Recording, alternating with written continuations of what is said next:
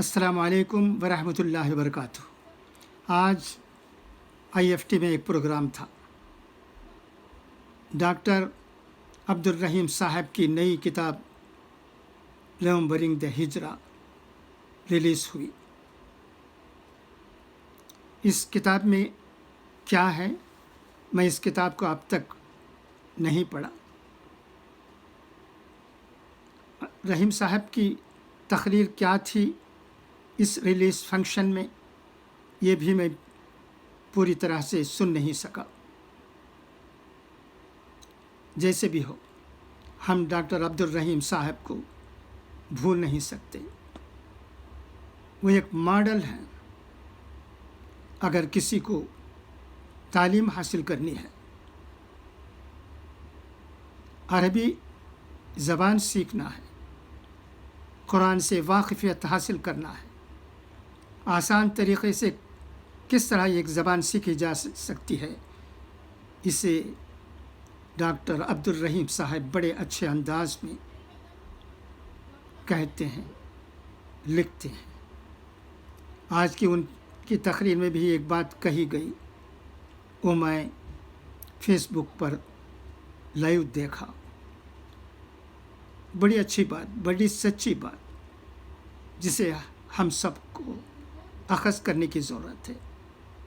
Doctor Abdul Rahim صاحب کہتے ہیں، زبان کو سیکھنے کے لیے پہلے گرامر نہیں بلکہ زبان کو ہی سیکھنے کی ضرورت ہے۔ وہ مثال دیتے ہیں، کیا بچہ اپنی ماں سے، باپ سے زبان نہیں سیکھتا؟ تو پھر کیوں ہم گردان کے نام سے، گرامر کے نام سے کسی بوجھ کو کسی پر رکھیں اور بعد میں زبان کو سکھانے کی کوشش کریں؟ یہ غیر ضروری ہے، ان کا کہنا ہے۔ اگر ہم آمبور، وانیمباڑی، گڑیاتم، ترپتور وغیرہ اور چنئی میں بھی ان کی باتوں پر عمل کرتے، ان کی کتابوں کو پڑھانے کی کوشش کرتے، تو ہمارے بچے آسانی سے عربی زبان سیکھ سکتے ہیں۔ مجھے یقین ہے، میں بھی ان کی کتابوں سے عربی سیکھنے کی کوشش کرتا رہا ہوں۔ آج بھی ان کی کتابیں، دروس اللغت العربیہ کی تینوں کتابیں میرے پاس موجود ہیں۔ میں ایک درخواست کرتا ہوں، سب سے پہلے اسلامک فاؤنڈیشن ٹرسٹ کہ وہ ایک انسٹیٹیوٹ کھولیں اور اس میں ڈاکٹر عبدالرحیم صاحب کی کتابوں کے ذریعے عربی کو سکھانے کی کوشش کریں۔ اگر یہ کام ہو سکتا ہے، ہوگا، تو قوم کو بہت بڑا فائدہ پہنچے گا۔ بچے بڑے سب کو اس انسٹیٹیوٹ میں داخلہ ملنا چاہیے۔ میں یہ بات آپ لوگوں سے کہنا چاہتا تھا، جب بھی مجھے ڈاکٹر عبدالرحیم صاحب کی بات یاد آتی ہے، ان کا کوئی فنکشن ہوتا ہے، تو مجھے چند باتیں یاد آتی ہیں جسے میں آپ کے سامنے اس وقت رکھنا ضروری سمجھتا ہوں۔ اسلامیہ کالج وانیمباڑی سے جہاں تک میں سمجھتا ہوں، ڈاکٹر عبدالرحیم صاحب کی زندگی شروع ہوتی ہے۔ وہ وہاں انگریزی پڑھاتے تھے۔ اس وقت ہی وہ کئی زبانوں میں مہارت حاصل کر چکے تھے۔ اس کے بعد عربی زبان میں ان کی تعلیم آگے بڑھی، نہ جانے کیا کیا ڈگریاں ان کو ملی، اور فی الحال جو وہ مقام رکھتے ہیں سعودی عربیہ میں، وہ آپ سب جانتے ہیں۔ بہت بڑا مرتبہ، بہت بڑا رتبہ، بہت بڑا کام، خودی کو کر بلند اتنا کہ ہر تقدیر سے پہلے خدا بندے سے خود پوچھے، بتا تیری رضا کیا ہے۔ ہمارے سامنے اگر کوئی اس شعر پر عمل کرتے ہوئے، شعر میں جو بات کہی گئی ہے، میرا مطلب اس پر عمل کرتے ہوئے آگے بڑھ کر کامیابی حاصل کرنے والوں میں ڈاکٹر عبدالرحیم صاحب ہم جیسے لوگوں کی نظر میں بہت بہت آگے ہیں۔ ان کی جتنی بھی تعریف کی جائے کم ہے.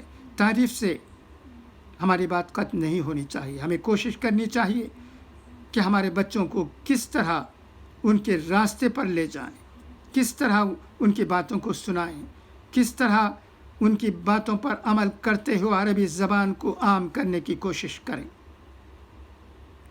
یوں تو ہمارے درمیان حفاظ موجود ہیں، بڑے بڑے عالم دین موجود ہیں، مفتی موجود ہیں، سب ہیں.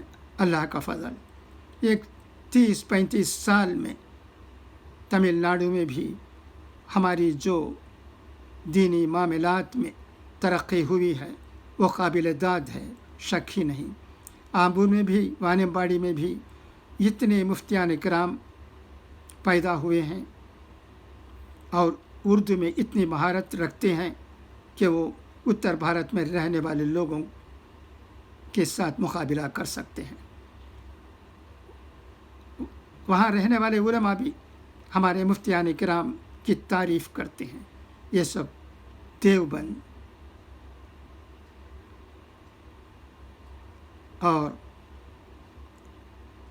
لکھنؤ وغیرہ سے تعلیم حاصل کر کے آئے ہیں.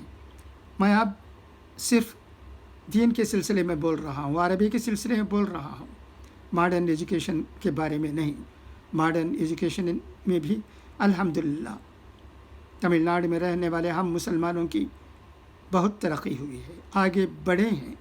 میں اب دیکھتا ہوں کہ 35-40 سال پہلے آمبور میں ہماری قوم کی حالت کیا تھی، اب کیا ہے، تو بہت اچھا لگتا ہے. مسلمان لڑکیاں بھی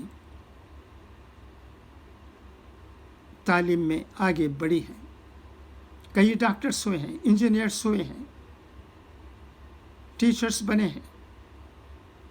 اور اب دیکھتے ہیں تو ہماری لڑکیاں اور لڑکے اسکول کی طرف، کالج کی طرف رواں دواں ہیں، خوشی خوشی جاتے ہیں اور تعلیم حاصل کرتے ہیں. یہاں تک کہ مجھے معلوم ہے ہمارے جانے پہچانے میں کئی لوگ بدیس جا کر اعلیٰ تعلیم حاصل کر کے آئے ہیں، مختلف قسم کی تعلیم. خوشی کی بات ہے، قوم آگے بڑھ رہی ہے. مگر اتر بھارت میں رہنے والے مسلمانوں کی حالت اس قدر بڑی ہے یا نہیں، اس کے بارے میں کچھ نہیں کہہ سکتا، کیونکہ مجھے علم نہیں ہے. جو بات ہمیں معلوم نہیں ہے اس پر ہمیں کہنے کی ضرورت نہیں ہے، نہیں کہنا چاہیے. تو میں ڈاکٹر عبد الرحیم صاحب کی بات کر رہا تھا. وہ ہمارے استاد تھے، آج بھی انہیں تعلیم سے، پڑھائی سے دلچسپی ہے. آج بھی وہ لکھتے ہیں، ان کی نئی نئی کتاب منظر عام پر آتی ہے. اب یہ نئی کتاب جو آئی ہے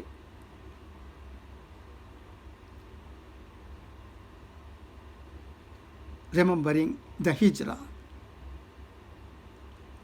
بہت اچھی کتاب ہوگی. انشاءاللہ میں اسے پڑھوں گا اور اس سے کچھ نہ کچھ حاصل کرنے کی کوشش کروں گا. ہماری تعلیم جس دن پیدا ہوتے ہیں اس دن سے آخری دم تک حاصل کرتے رہنے کی ضرورت ہے ہمیں. From cradle to grave we must learn. Doctor Abdur Rahim صاحب is undoubtedly an inspiring personality who should be a model for the community. You have to learn a lot. You must learn a lot from him. He is a model. As far as the Arabic language is concerned, you must try everywhere, wherever Muslims are there, wherever Muslims are not there much more, you must try to introduce his books, his Arabic books, and arrangements should be made for teaching the Arabic language through his 3 books which are so important. دروس اللغة العربية لغير الناسخين بها. I have been telling this to many people since some years, but I don't think any decision has been taken in this regard in places like Ambur and Vanambadi particularly. And of course I know in Chennai, in an institute attached to Himayat Islam Mosque, an Islamic institute is there which is teaching Dr. Abdul Rahim Sahib's book. We must follow this model and we must try to teach the Arabic language through his book in places like Ambur, Vanambadi and other places to start with. Thank you for your listening.